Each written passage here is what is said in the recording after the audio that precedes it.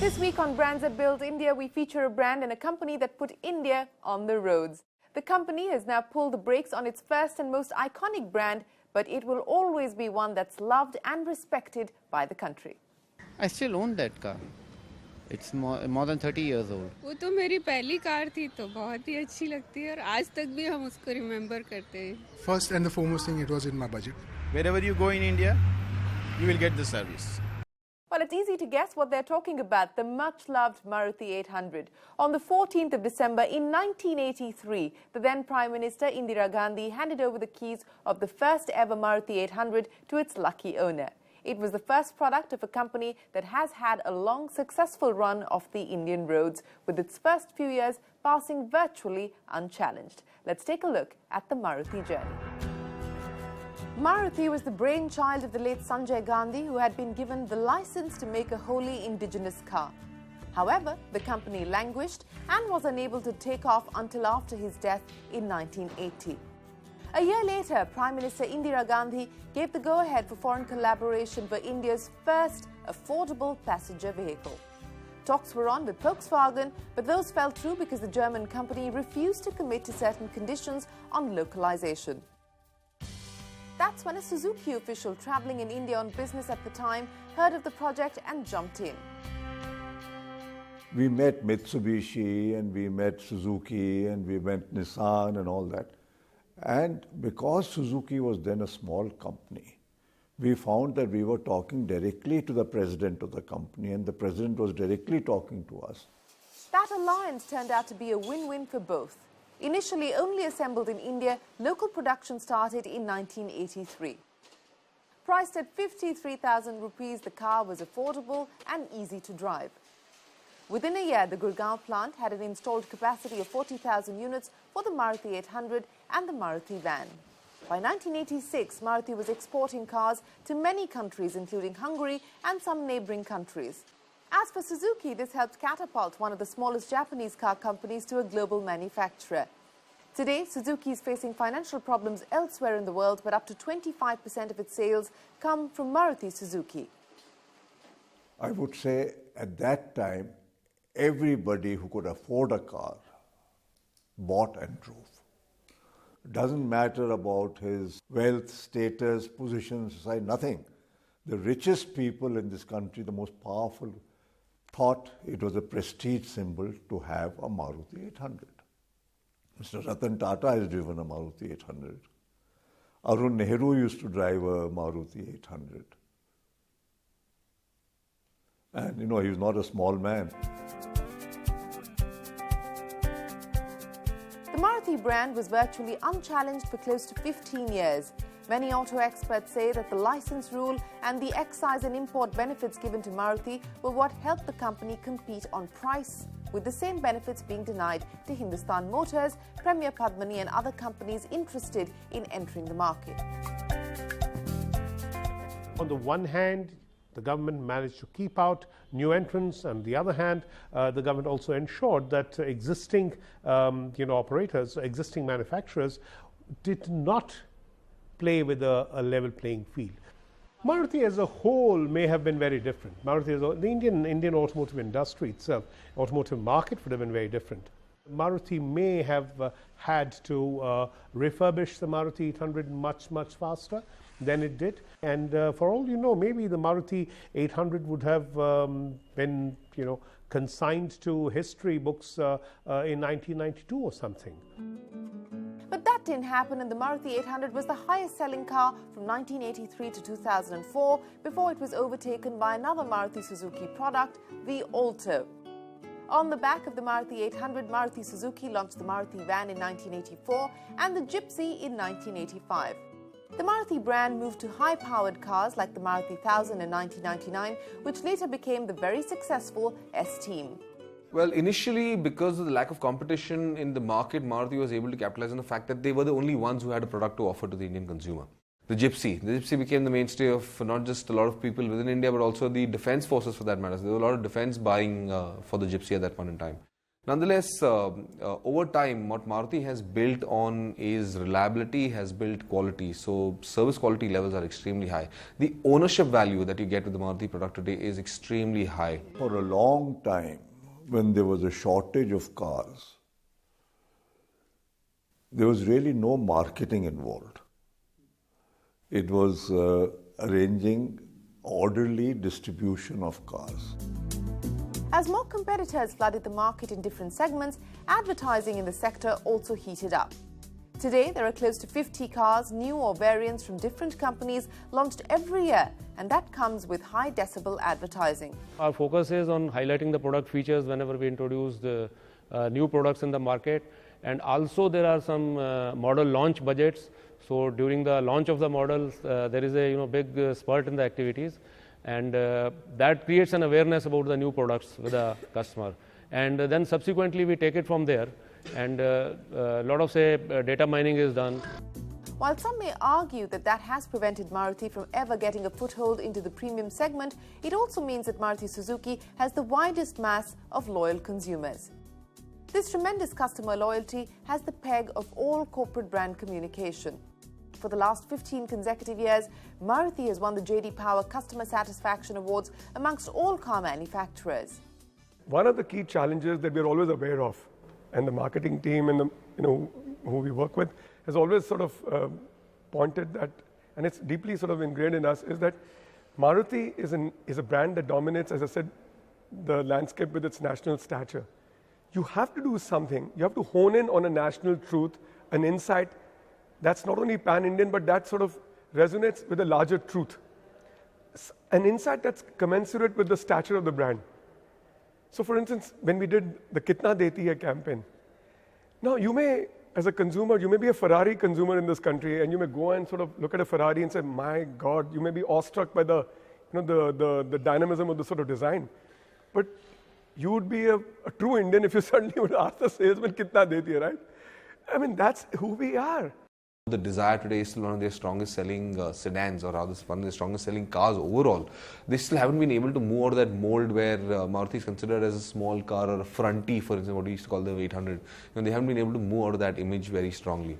They have been trying to get into the premium segments with the Ciaz, what we've seen recently in the Suzuki, the SX4 and the Baleno in the past.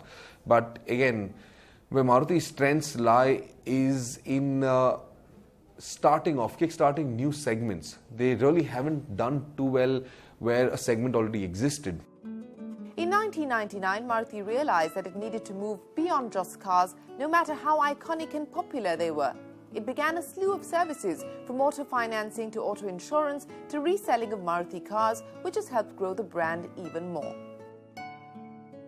Joining us now is Santosh Desai, the Managing Director and CEO of Future Brands. Santosh, appreciate you joining us here on the show. We're talking about Maruti. It's enjoyed unbeatable dominance in the Indian car market, and perhaps is a clear example where strategy of a company has defined its advertising and communication. Wouldn't you agree? Absolutely. I think if you look at it, if you look at the success of Maruti, I think so much of it has to do with getting the product market configuration right. And the advertising has been a consequence. I mean, advertising in this case has clearly not been the driver. It has been incidental. I think right time, right place, right product, right price, getting the service infrastructure right quickly, and outreach, distribution outreach that is managed extremely well. I think if you look at all these pieces falling in place, I think that is really the Maruti story. How much of the Maruti story is the Maruti story because it's virtually enjoyed a monopoly in the Indian car market up until, say, the last decade and a half? That has had a lot to do with it. I mean, the fact that came in on the back of a market which certainly was not being well served. So, I mean, with the Fiat and Ambassador. And if you look at the early days of the passion, that the consumer passion, it was not consumer interest, that the Maruti enjoyed. It's unbeatable. I mean, it's it has without parallel. But I think the real story in some ways begins then. It is one thing to come in and enjoy that kind of monopoly. But it's another to actually make good on it and to deliver consistently and to then build a platform which is what they've done. Speaking of the Maruti story, and there's a bunch of products that come from the Maruti stable, whether it's the Desire, it's the SX4, it's the Alto, it's the Maruti 800 and so on and so forth. But It's really the mother brand that's, in a sense, driving communication, advertising. The sub-brands, at the end of the day, the consumer doesn't really care whether it's a WagonR. The consumer cares that it's a Maruti. Maruti is a presumptive choice, and it's a presumptive choice because they've tended to get things right in terms of the product. So there is an element of trust that gets built in through consistent entries of products that are geared to the consumer's needs. The other is, of course, the service. Because, reliability and particularly at the lower end of the market, the idea that you are buying a car, you're really going out of your way. Yeah. It's a huge call to make. And the promise on total cost of ownership, and that's where the service aspect comes in. The resale, the service, overall, the package that Maruti delivers, I think, keeps people in the family.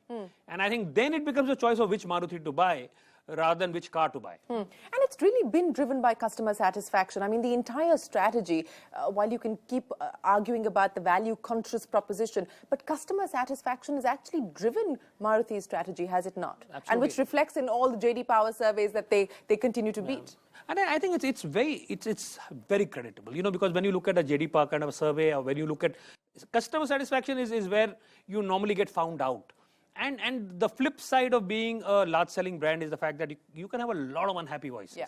So what you've got in the case of Maruti is actually the opposite. What stood out for you as far as the Maruti advertising is concerned? I know we said that, advertising in that sense has been incidental to the Maruti story or Maruti's success. But what has stood out for you as far as Maruti's advertising and communication is concerned? See, I think when they speak the middle class language, there was this campaign with this little boy. Yeah. And then there was, of course, the Kitna Deti Hai campaign, which I think in some ways is the story of India. I mean, it brings down, you can represent Indian value consciousness through that advertising because it's so distilled. I think when Maruti gets its advertising right, and it is when it speaks effortlessly in the voice of its consumer and is able to marry what its promises with the lives of its consumers. And it has managed to do that on more than one occasion. So you would say that it has succeeded in positioning that core differentiation in the marketplace through its communication and advertising? Yeah, I think so. I think it has done that. And I don't think that advertising is consistently fantastic. Yeah. But I think that when they get it right, they really do get it right. Santosh, hold that thought for a minute. Let's see what comes to mind when we ask people about the Maruti brand. It's really good that a company like Maruti is there in this country. कहीं हम सुनसान जगह में भी गए हो तो भी मारुति की सर्विस इमीडिएट हो जाती थी. The fondest memory with Maruti 800 was like I went to the wedding hall for my wedding, in fact, with the same car. Maruti 800 obviously मेरा प्यार भी बोल सकते हैं. Well, as we just saw there, Santosh, the most iconic Maruti brand perhaps is the 800. And the company has now decided to put the 800 to rest, outlived its purpose, served its purpose. What do you think this is going to do in terms of the Maruti brand image, customer loyalty, and so on and so forth? Will it have any impact? Because it's been morphed into the Alto and so on and so forth. Yeah, I think it will be remembered fondly, but I don't think it will be missed in a real sense. I think it's the kind of thing where I think so many people will remember their first Maruti. And the first time one saw Maruti, I have a vivid memory of the first time What's yours? Mine is, I was in Ahmedabad and it was not a Maruti 800. I learned to drive on a Maruti van, by the way, yeah. My first car that I saw was the Maruti van, and I thought it was the most beautiful thing in the world. Because I was at campus in Ahmedabad and I saw this car. That's how deprived we were that we thought Maruti vans were the most beautiful thing in the world. I promise you, I was transfixed by the Maruti van. So I have this vivid memory of my first glimpse of a Maruti. To stay relevant, to continue its dominance, Santosh, before I let you go, what do you think the company will need to focus on? Well, I think it will be actually in figuring out what is new and what consumers want increasingly within, I think, their core segment. I think it is and I think it's time for them to innovate a little more on the product.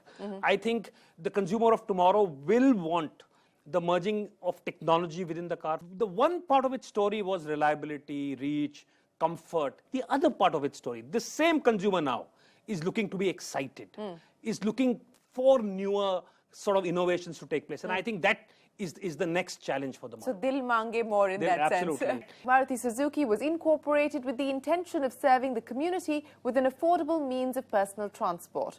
And on the back of its first vehicle, the Maruti 800, the company has grown and served the community in many more ways. Maruti is making an effort to repay those villages that have been displaced or affected by their factories.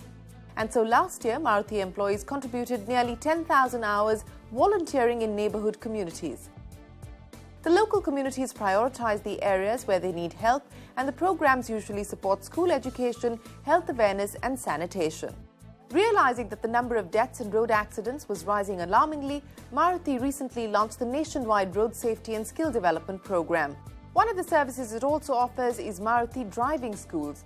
Though free for members of the scheduled castes and tribes and other backward castes, it charges a premium for other people wanting to learn how to drive on Indian roads.